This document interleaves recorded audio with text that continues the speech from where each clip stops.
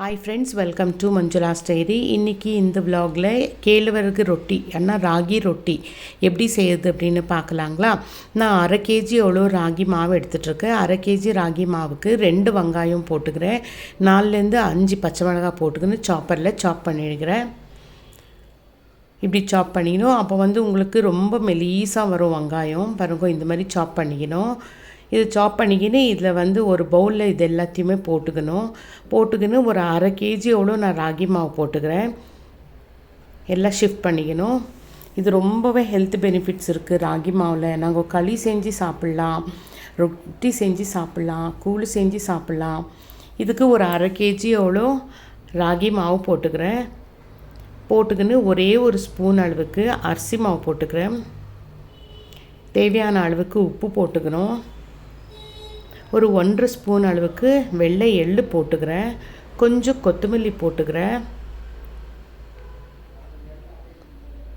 ஒரு 1/2 கப்போடு முருங்கை இலையை போட்டுக்கிறேன். நான் அதை கட் பண்ணியானா போட்டுக்கலாம், இல்லை அப்படியானா போட்டுக்கலாம். க்ளீன் பண்ணிவிட்டு போட்டுக்கின்னு ஒரு 1/4 கப்போடு கேரட்டு துருவி போட்டுக்கிறேன்.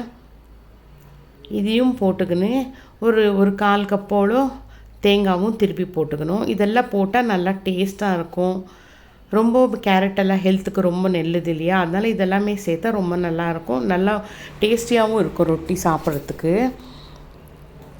தேங்காயும் திருவி இதுலேயே போட்டுக்கணும்.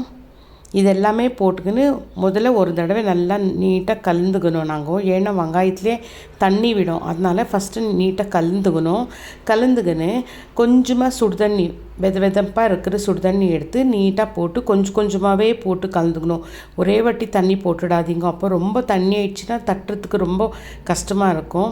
கொஞ்சமாக தண்ணி போட்டுன்னு ரொம்ப சப்பாத்தி மாவு அளவுக்கு இல்லைன்னு கூட ஓரளவுக்கு லூஸாக இருக்கிற அளவுக்கு கலந்து எடுத்துக்கிட்டு இது ஒரு 2 நிமிஷம் அப்படியே விட்டுடுங்க. மேலே கொஞ்சம் லைட்டாக தண்ணி போட்டுட்டு அதை பிசைஞ்சு ஒரு பக்கம் தட்டு மூடி வச்சுருங்க. கொஞ்சம் நேரம் ஒரு 5 to 10 minutes ஊறட்டும். அதுக்கப்புறம் ஒரு தவா வச்சுறேன், நல்லா சூடாகட்டும் தவா.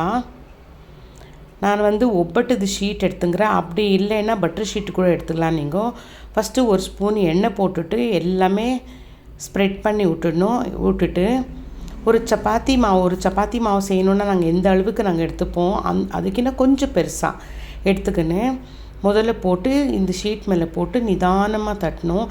அரிசி மாவு அளவுக்கு வராது, இது கொஞ்சம் கஷ்டம்தான்.